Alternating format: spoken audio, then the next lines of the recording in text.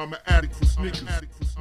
What's good? Back up in the building. It's your boy DJ Delz, back up in the building with a brand new episode here at the Sneaker Addict Show. I reviewed all three of these shoes here at youtube.com/the Sneaker Addict a week ago, maybe 2 weeks ago. I don't remember exactly. I've showed many photos on my Instagram, which is instagram.com/team DJ Delz. If you're not following me there, open up another window and make sure to do that. And also shared some photos on my blog, thesneakeraddict.com. And I've been reading a lot of the comments. A lot of the comments have been positive toward these shoes. I don't take anything as an insult if someone says they don't like the shoes.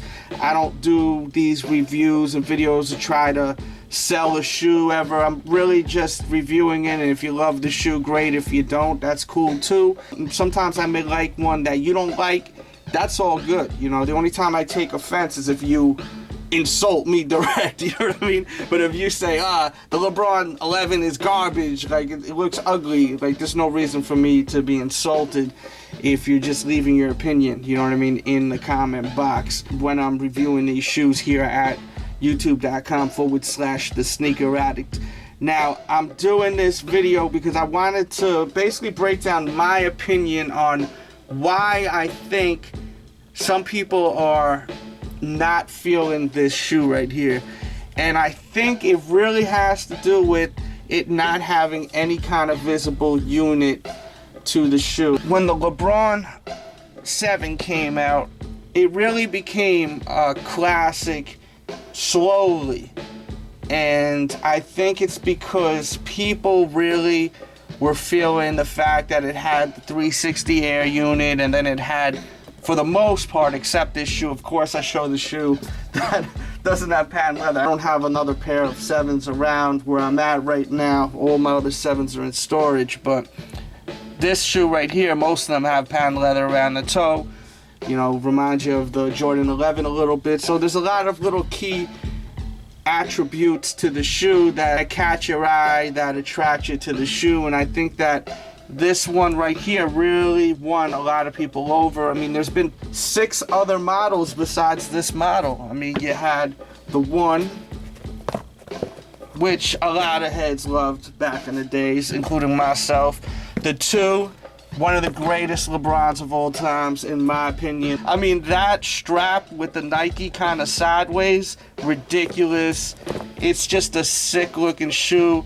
I love this one. I really hope they retro this one soon. You had the 3. I have the 3 low right here. This is a sample.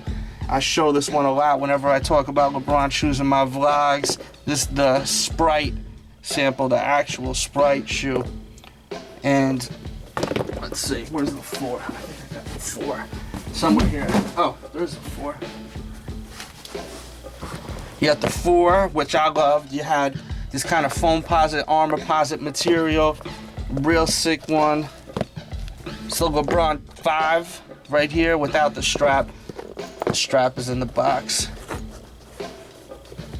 And as you can see, all the shoes I'm showing you don't have visible units. And last but certainly not least, the 6.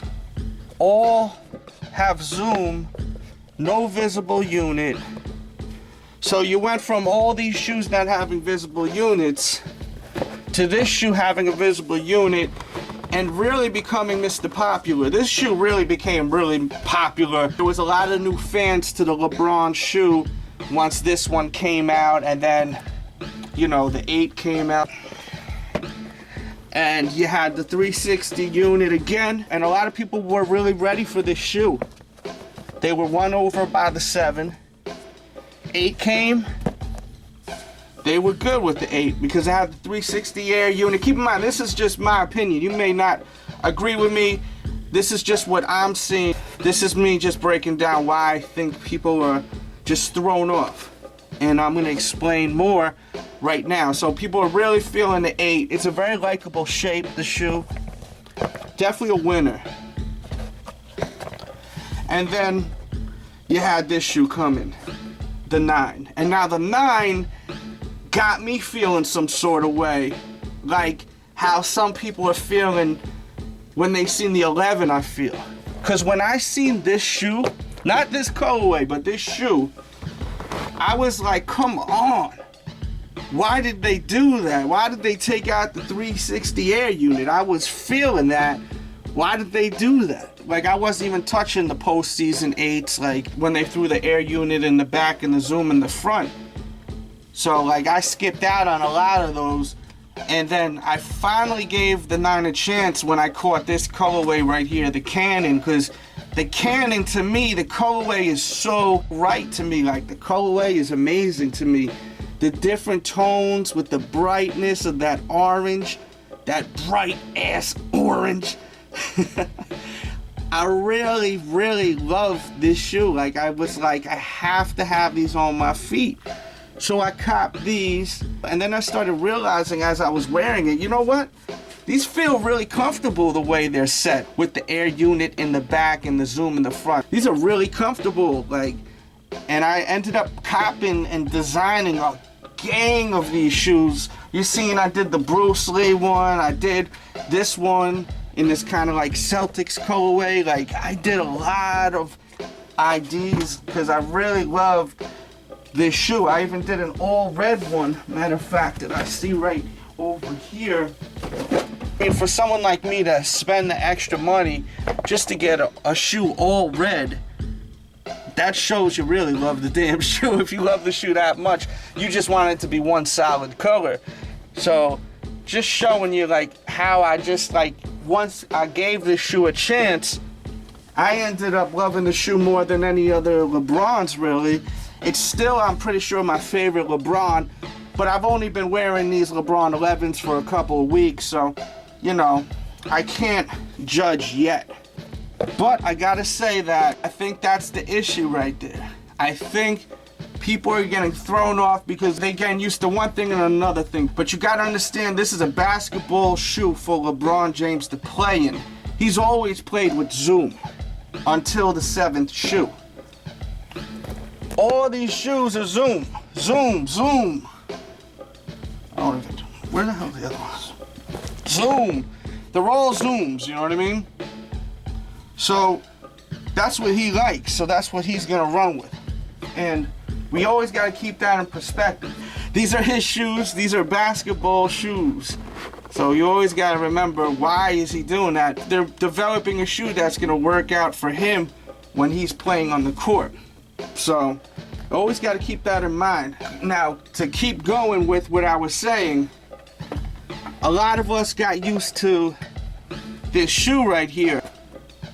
So we went from Zoom, 360 Air, to Air in the back, Zoom in the front, to this now, where you had your visible Zoom unit, 360, comfortable as hell. I mean, this shoe is just super comfortable. This one is a Nike ID, by the way, I designed. I still haven't reviewed these. I will soon. I know people keep waiting for the review, but it will be coming soon. But this shoe is just amazingly comfortable. It's a really comfortable shoe. It looks good on feet. I definitely think it needed a little more on the upper. Kind of boring on the upper. Kind of simple and plain, but very comfortable. People love the ball in these shoes, so it was a success in my opinion. From what I've seen, people were wearing them on and off the court. But what I'm showing right now is how it keeps transitioning now. Again, it went from this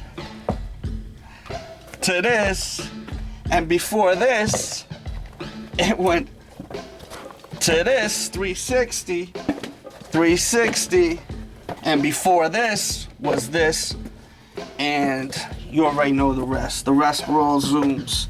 So now we're at the 11s, and you've got no visible unit, and people are either loving it or not loving it. Me, I think the shoe is a sick looking shoe. I mean, I really love the way it looks. I love the shape. The shape of the shoe is like what I love. The shape of the shoe, like, you know, a lot of shoes I love are shaped like this. Forget about all this armor posit and all that, but the actual shape of the shoe. Like, look, this is another favorite of mine, the Kamikaze. You see how the shape is? See how that cut is? That's the kind of cut I like. Even this shoe, similar cut. You know what I mean? It's a very similar cut. Now keep in mind, I'm just talking about the, you know, the shape of the shoe. It's what I like. And that's all that matters at the end of the day. And as I said, I'm not trying to sell the shoe. I'm not trying to convince people not to dislike the shoe. I'm not trying to convince people to like the shoe, to love the shoe.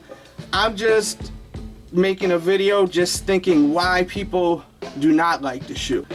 I think the reason why is just there's just so much going on with the changes throughout the years, and I feel like there's a lot of newer sneakerheads that haven't been rocking with LeBron for that long when it comes to the shoes, that they're not used to these kind of dramatic changes. Because this is a pretty dramatic change. I mean, you got even like an armor posit, foam posit, which some people can't believe is on a shoe, but we've had something like that on the floor. I mean, I've seen this already. You've seen this already. For the people that have been following LeBron's shoes before they got super popular with the 7. Because I feel like the 7 was, you know, LeBron's first major hit. We'll say commercial hit. If we were going to do music compared to sneakers, the 6 was his first commercial hit. He's had hits, you know, he's had a lot of hot shoes in the past, but I think this one was when he really went mainstream with it. Started getting mainstream. And now he's mainstream, you know? But leave your comments, let me know what you think. I hope you enjoyed this video right here. Hit the thumbs up button if you love what I'm doing. If you want to see reviews on these shoes, I'll put links in the description. I did a link also in the description box celebrating 10 years of LeBron James and Nike. And you should check that out, especially if you are, you know, just starting to get into sneakers, which that's okay. But you want to know more about the shoes, you want to see more about the older releases, the older models, check that out. Check out my blog, thesneakeraddict.com, morning, noon, and night like clockwork. And with that said, I'll be back really